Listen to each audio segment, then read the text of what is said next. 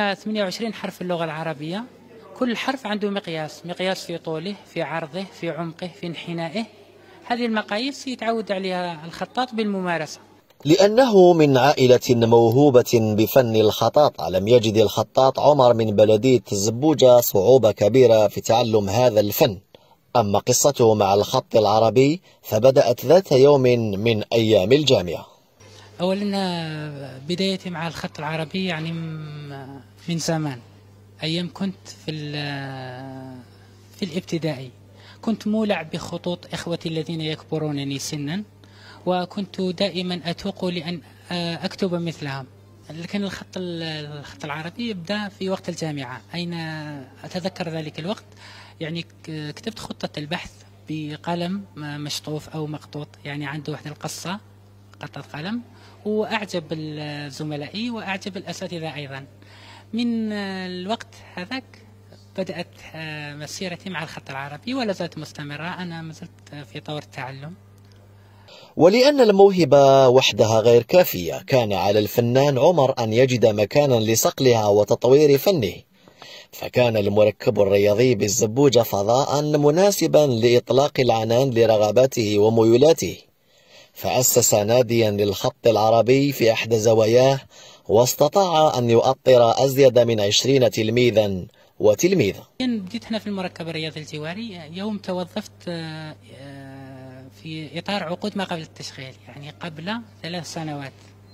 كان الخط يعني غير معروف هنا في هذه المناطق، فيعني بدأنا بالتدريج وأشكر في ذلك الإدارة وعلى رأسهم السيد إبراهيم بن عربية الذي وضع في ثقته وقال لي بإمكانك أن تقيم نادي للخط العربي، وأن يكون الخط يعني له متابعون وله ممارسون في هذه المنطقة، والحمد لله رانا في الطريق. واليوم الحمد لله عندنا تلاميذ ونحن فخورون بهم. العدد بالتقريب هو حوالي 20 طالب وطالبة، وعندنا فوجين، فوج للإناث وفوج للذكور. إن مدة التحاقي بهذا المركب حوالي 3 أشهر، لأنها كانت هواية مفضلة لدي. إن الخط العربي لم أكن أعرفه من قبل، وبعد سماعي به التحقت بهذا المركب، وكان الأستاذ سندا إلي لوصول هذه المرتبة. والآن أنا أتمنى من أعماق قلبي أن أتوصل إلى مرتبة أعلى، وأن أكون خطاطة ماهرة لكي تكون لي لافتات. أشكر أستاذ نادي الخط العربي وكل الأساتذة في المركب، لأنهم هم سندا إلي لكي أصير بهذه المرتبة العليا. يتعلم الطلبة هنا في نادي الخط العربي أبجديات رسم الحروف في خط النسخ، كونه الأسهل بالمقارنة مع أنواع الخطوط الأخرى والأقرب من الخط المدرسي. الخط العربي هو يعني علم وفن، يعني له جمالية فنية، وهو أيضا علم يستند إلى عدة قواعد وأسس يعني يتلقاها الطالب تعلما. من بين هذه القواعد هو أنه يدرس شكل الحرف في طوله، في انحنائه، في ميله. للحرف الواحد يعني للحرف الواحد شكل معين وميزان معين، يعني يكتب الحرف في إفراده بميزان وفي اتصاله بميزان، وحين يوضع هذا الحرف في كلمة وفي سطر يكون أيضا ميزان للسطر، هنالك أيضا ميزان للتشكيل، وبالعموم هنالك أيضا ميزان للوحة الفنية ككل أو النص ككل. الخط العربي الذي يدرس هنا في المركب الرياضي الجواري بالزبوجة هو خط النسخ. هذا خط النسخ هو خط أو يسمى بالخط المصحفي أو خادم القرآن الكريم.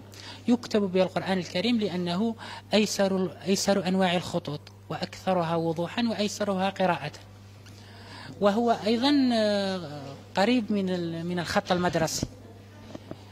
يعني يتعلم الطالب أبجديات الحروف، يعني الحروف المفردة ثم المتصلة ثم يكتب جملة. ما يجب أن يتوفر لدى الخطاط هو الحبر بصنع يدوي كان أو غير ذلك، بالإضافة إلى ورق مقهر وقلم مبري منتهي بقطة قلم تساعد في رسم الحروف. الخط أدوات يجب أن تتوفر لدى الخطاط. أولا الحبر، هذا الحبر يعني يمكن أن يكون مصنوعا يدويا ويمكن شراؤه يعني في المكتبات. وحاليا هنا في المركب نصنع الحبر بأيدينا، وقمنا بعدة تجارب لصناعة أكثر من نوع واحد من الأحبار. وهنالك قلنا الحبر، وهنالك الورق الذي يحتاجه الخطاط. ورق الكتابة نقوم بعملية التقحير.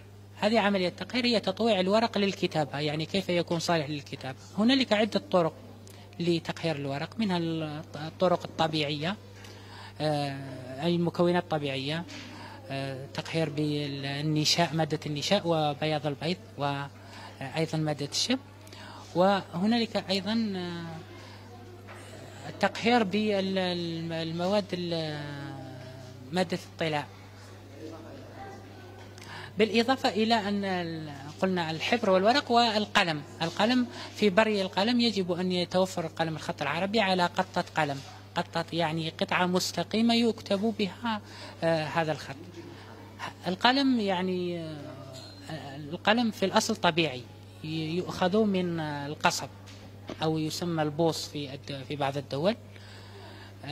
وأجود أنواع القصب هو القصب الأندونيسي، أو الهندي الذي يكون يعني مستورد، لأنه يحتمل، لأنه له نوعية جيدة في الكتابة. وهناك الأقلام المعدنية، لكن القاسم المشترك بين هذه الأقلام هو قطة القلم. يجب أن تكون هنالك قطعة مستقيمة محرفة الشكل في هذا الشكل أوضح، يعني تكون قطة قلم مستقيمة. هذه قطة القلم هي تعطينا جمال الحرف، لأنها تستطيع أو بواسطتها نستطيع أن نصنع أجزاء سميكة وأجزاء نحيفة في الحرف، وهذا هو سر جمال الحرف. الخط الجميل ما هو إلا امتزاج خطوط سميكة وأخرى نحيفة. هدف الفنان عمر هو التعريف بفن الخط العربي وتوسيعه في مختلف الميادين ككتابة الجداريات إلى غير ذلك. والله أنا في طور التعلم وأيضا في طور التعليم. أنا لحد الآن أريد أن أتقن هذا خط النسخ بالأساس. أريد أن أتعلم خطوط أخرى مثل خط الثلث. أريد أن أنقل تجربتي إلى تلاميذي. أهدف إلى تعليمه وأيضا إلى ترقيته وإلى التعريف بالخطاطي المنطقة، وكذلك التعريف بفن الخط عموما للزائرين ومرتدي المركب، أو أينما حلت هذه الورشة أو ارتحلت هذه الورشة الصغيرة تاعنا. وأود أيضا أن أوسع نشاط الخط العربي في الميادين الاجتماعية، مثل كتابة الجداريات، وكذلك كتابة الجوائز الشرفية أو الشهادات الشرفية للمؤسسات الجوارية هنا بالسبب. إذا خط النسخ وقبله الخط الكوفي وأنواع كثيرة من الخطوط كانت في السابق من الفنون التي يتقنها العديد من المبدعين. أما اليوم وفي ظل التطورات التي تحصل يبقى الفنان عمر من القلائل الذين يناضلون من أجل إبقائها قائمة.